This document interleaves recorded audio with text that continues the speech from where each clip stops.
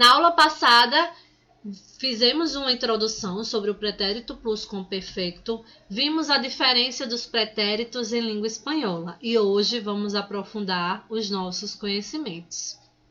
Então, gente, lembrando que o pretérito pluscuamperfeito serve para indicar um passado que acontece antes de outro passado.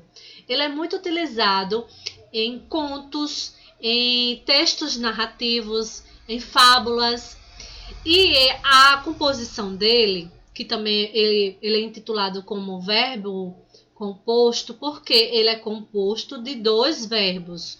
Um é o verbo haber, conjugado no pretérito imperfeito, né? Mais o particípio do verbo. Vejam aqui como é que fica a conjugação do verbo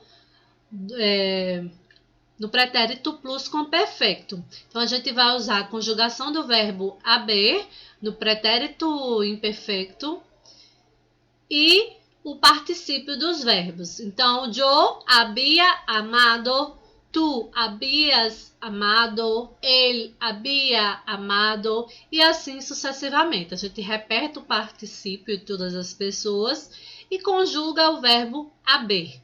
Tranquilo? Gente, aqui temos a conjugação dos verbos hablar, temer e partir, que são verbos regulares, né? Possuem regularidades em suas conjugações. Como vimos, a gente acrescenta o verbo haber, conjugado no pretérito indefinido, e acrescentamos os particípios, tá? Então, em todas, verbo hablar, que termina com AR de primeira conjugação, verbo temer, que termina com ER de segunda conjugação, e o verbo partir se conjuga da mesma forma. Então, vamos lá comigo, vamos fazer a conjugação desses verbos. Então, olha só. Yo había hablado, tú habías hablado, él, usted o ella había hablado, nosotros habíamos hablado, vosotros habíais hablado e ellos habían hablado. Temer fica da seguinte forma. Yo había temido, tú habías temido, él había temido, nosotros habíamos temido, vosotros habíais temido y ellos habían temido. Partir. Yo había partido, tú habías partido, él había partido, nosotros habíamos partido, vosotros habíais partido e ellos habían partido. Então, é muito fácil conjugar o verbo no pretérito pluscuamperfeito, porque a gente só vai repetir. Repete o particípio e o verbo hablar conjugado. Tranquilo? Vejam alguns exemplos de frases utilizando o pretérito pluscuamperfeito. Vejam só. Essa frase diz o seguinte: Quando llegué ayer a casa de Ana, su padre se había ido a trabajar. Então, quando llegué ayer, ayer é um advérbio de tempo, indica ontem.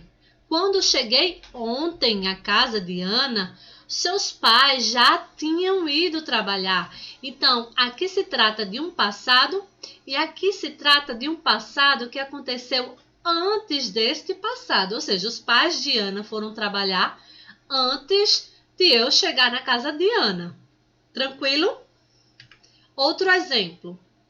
Anoche llegué al estadio a las 10 y cuando entré ya había empezado el partido. Da mesma maneira, gente. Llegué está conjugado no pretérito. Quando eu cheguei, o estádio, já havia empezado el partido. El partido, o jogo, né? A partida já tinha começado. Empezado vem do verbo empezar. Nesta frase e última diz o seguinte: No pudo ayudarles. Já haviam terminado o trabalho quando eu cheguei à sua casa. Ou seja, quando eu cheguei na sua casa, eles já tinham terminado o trabalho. Então, é um passado que aconteceu antes de outro passado. Não esqueçam. Agora vamos a praticar, vamos fazer um exercício para reforçar o conhecimento que adquirimos hoje. Vejam só, temos aqui 3 frases e vocês vão completar esses espaços que estão vazios com os verbos conjugados no pretérito.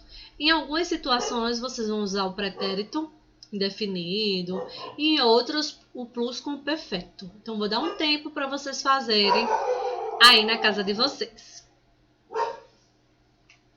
E aí, vocês conseguiram? Vamos verificar como é que fica?